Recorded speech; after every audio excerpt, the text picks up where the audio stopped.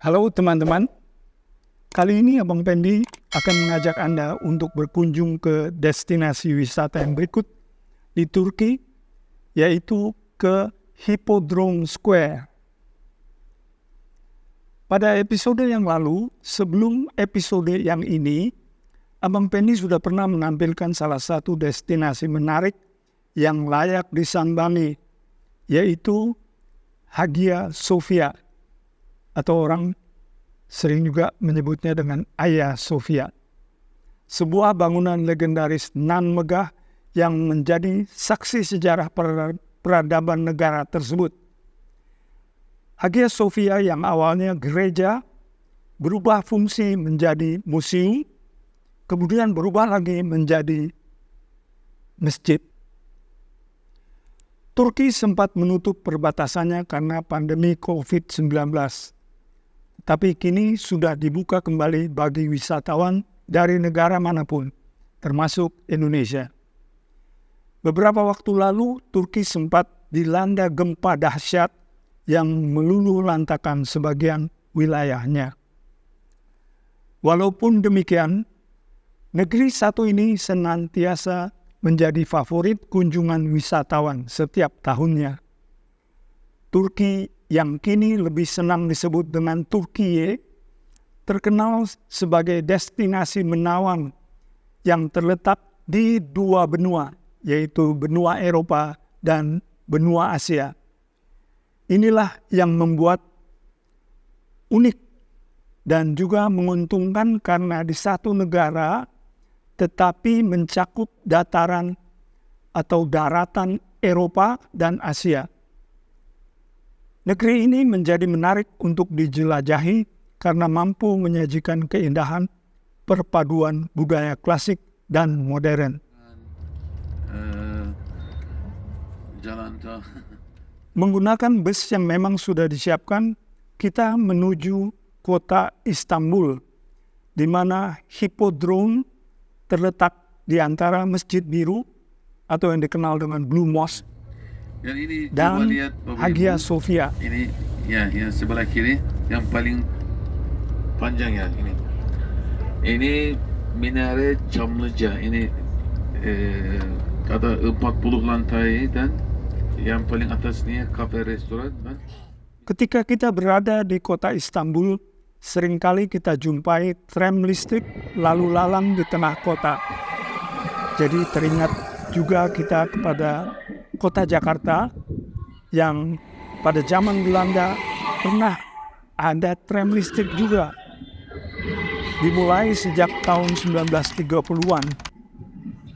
Dan kemudian di tahun 1960-an tram tidak lagi dipergunakan di Jakarta. Jika Anda merencanakan untuk bepergian atau berwisata ke luar negeri di kemudian hari, jadwalkanlah untuk berkunjung ke Turki. Banyak tempat objek wisata menawan yang dapat Anda lihat dan nikmati di sana. Biayanya pun relatif lebih murah dibandingkan bila Anda pergi ke negara lain. Turki pun telah menyiapkan Safe Tourism Certification Program untuk memastikan fasilitas pariwisata telah menerapkan protokol kesehatan ketat bagi pekerjanya maupun bagi wisatawan. Berbicara tentang hippodrome, kata hippodrome berasal dari bahasa Yunani. Hippos itu berarti kuda dan dromos berarti jalur atau jalan. Karena itu tempat ini disebut juga sebagai At-Meidani dalam bahasa Turki yang artinya lapangan kuda. Tempat ini dulu dipakai untuk balap kereta kuda. Pada zaman dahulu, hippodrome merupakan ciri umum kota-kota Yunani di era Bizantium, Romawi, dan Helenistik. Adalah merupakan tempat hiburan populer untuk diadakan pacuan kuda atau balap kereta perang. Hippodrome Square merupakan salah satu tempat yang memiliki sejarah tinggi di Turki yang masih berdiri tegak sehingga memiliki daya tarik tersendiri bagi para turis. Berjalan-jalan di Turki tidak akan lengkap tanpa mengunjungi lapangan yang dahulunya dibuat sebagai tempat balapan kereta kuda itu. Situs hipodrom kuno ini wajib dikunjungi para turis karena selain dapat melihat peninggalan zaman Konstantinopel, para turis juga akan dimanjakan oleh pemandangan kota Istanbul yang sayang untuk dilewatkan. Hippodrome Square dibangun oleh Septimius Severus untuk ruang hiburan publik pada awal abad kedua, sekitar tahun 196. Kemudian dibangun kembali oleh Konstantin I yang lokasinya strategis di alun-alun Masjid Biru.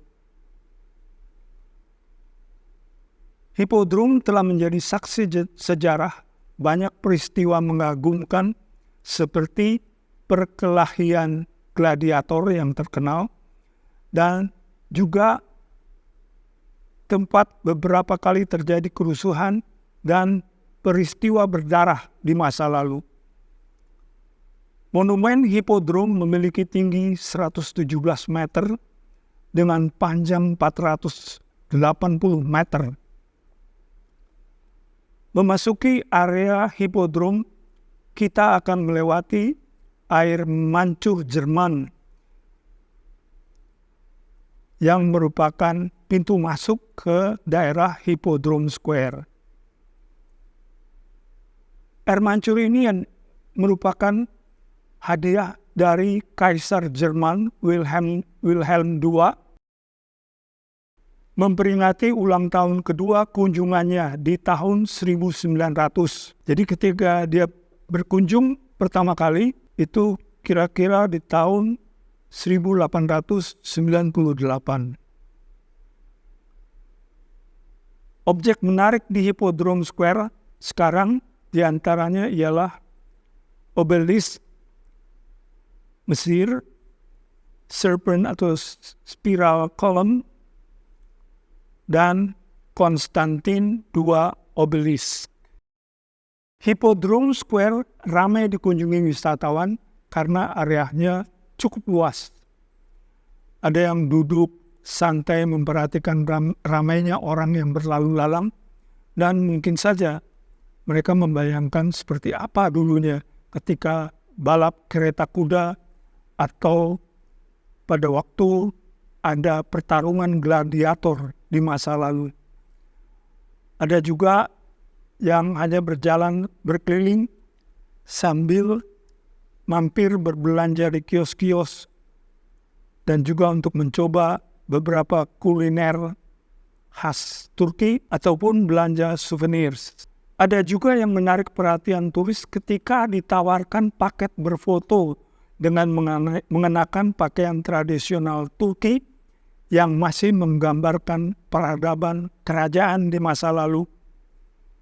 Cukup menarik untuk dijadikan oleh-oleh kenangan yang dapat diperlihatkan kepada saudara atau kerabat yang belum pernah ke Turki sebagai daya tarik. Bisa juga foto itu hanya disimpan, diberi figura, dan menjadi kenangan yang sulit dilupakan sampai di masa tua. Hehehe. Lebarnya 33 meter, tingginya di dalam laut 115 meter ini. Ini jembatan gantung. Dibangun pada tahun 1978. Ini yang tadi ya, kita jalan-jalan. Coba lihat sebelah kanan. Ini minaret dan kupenya Hagia Sophia tadi. Masjid Biru yang paling ujung ini.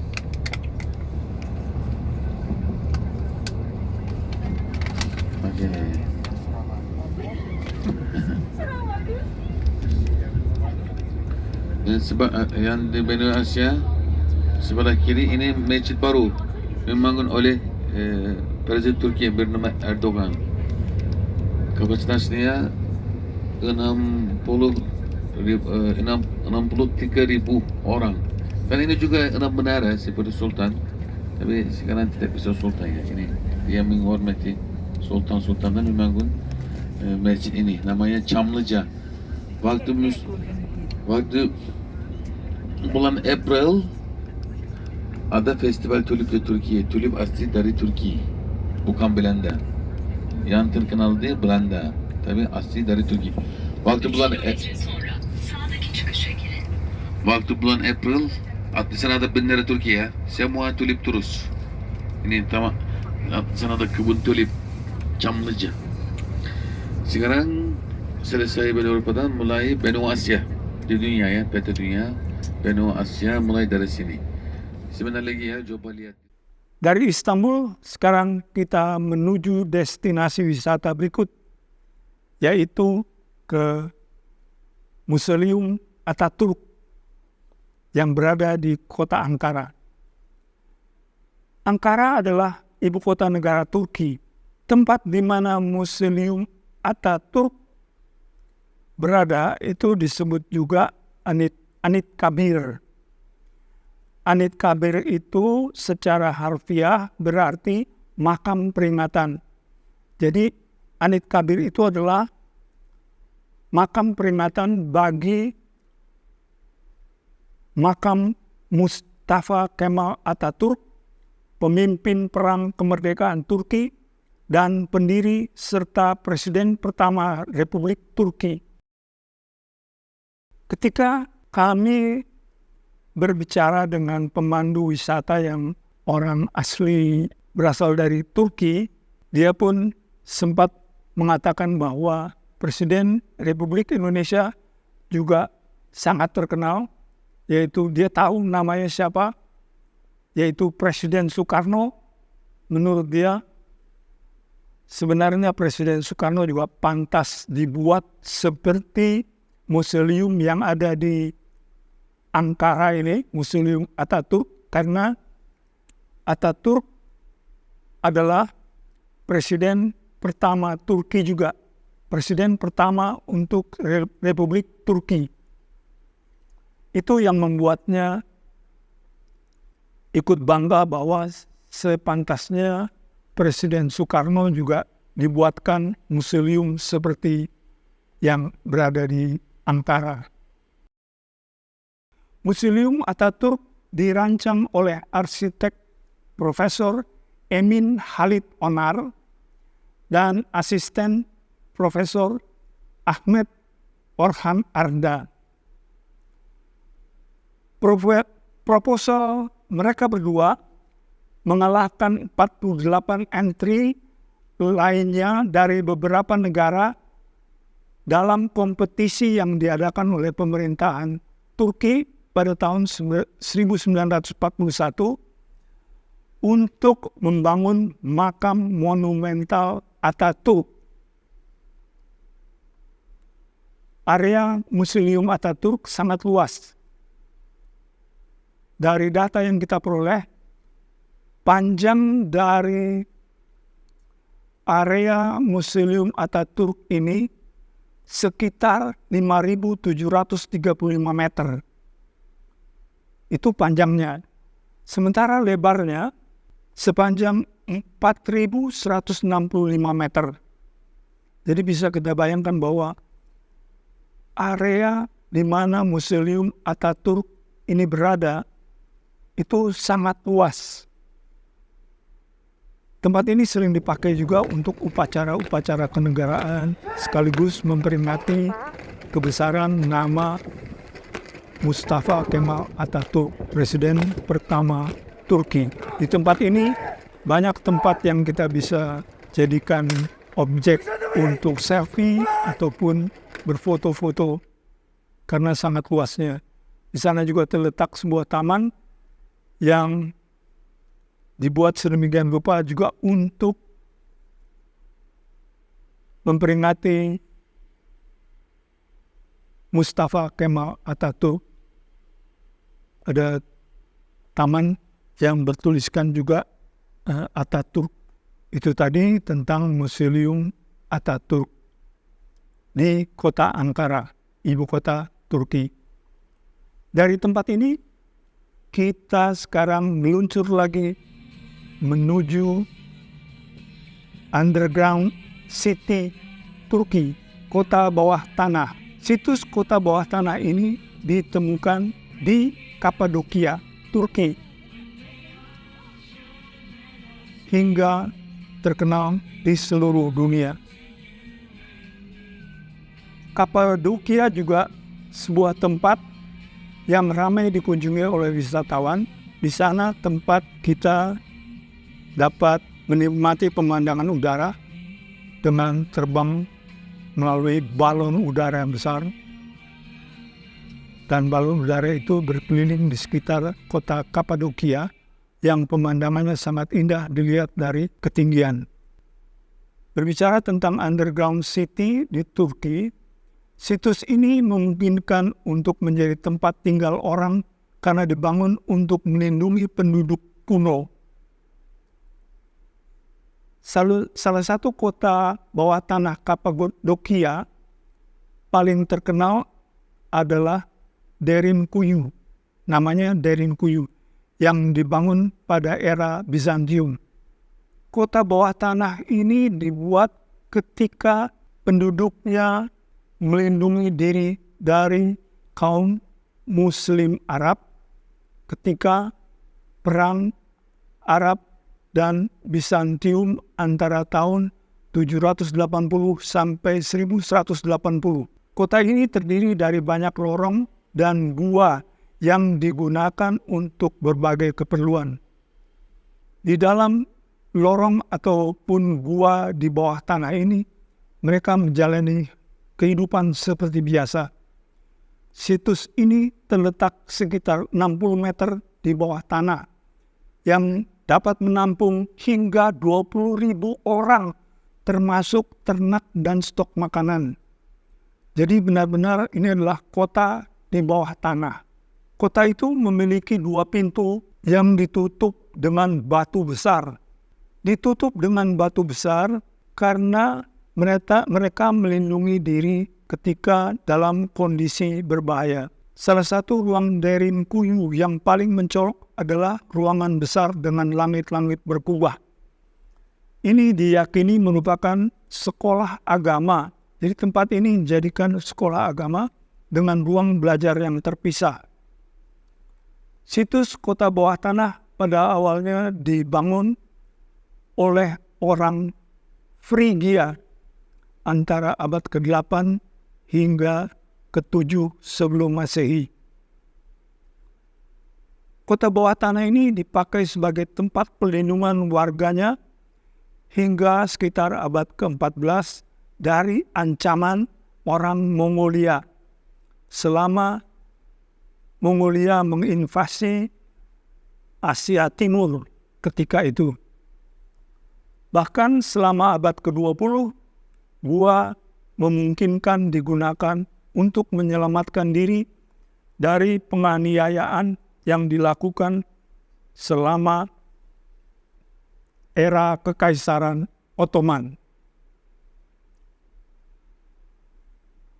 Nah, itu tadi kesempatan Abang Pendi untuk menampilkan 3 objek wisata yang menarik untuk dikunjungi selama berada di Turki. Setelah episode yang ini, masih akan ada lagi episode selanjutnya yang lebih menarik lagi. Antara lain adalah kota Kapadokia. Di kota Kapadokia ini, selain pemandangan daerahnya yang menarik, juga di sana tempat kita dapat menaiki balon udara besar untuk melakukan wisata udara. Jadi melalui balon udara itu kita bisa lihat pemandangan ke bawah, pemandangan kota Kapadokia.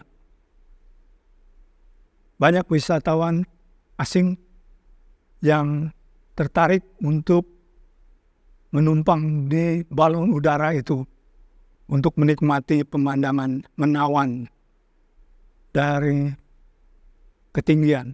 Selain Kapadokia, juga kita masih akan menampilkan juga pemandangan dari kapal laut.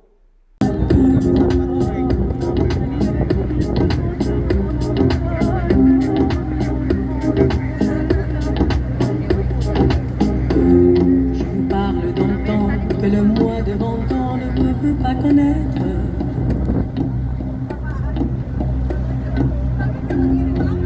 Montmartre dans ces temps-là, accroché si large. Atau cruise, yaitu Bosphorus Cruise. Bosphorus adalah nama selat di Turki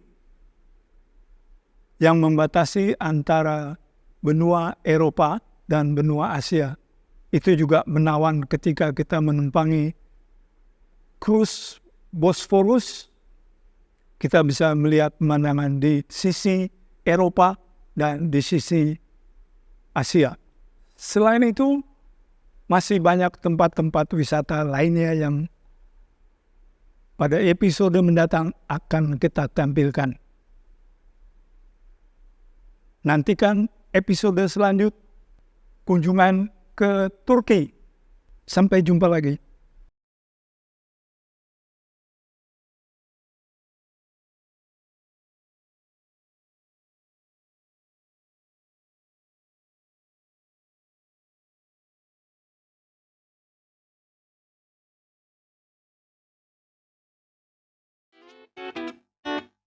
Ayo bangkit pendidikan Indonesia.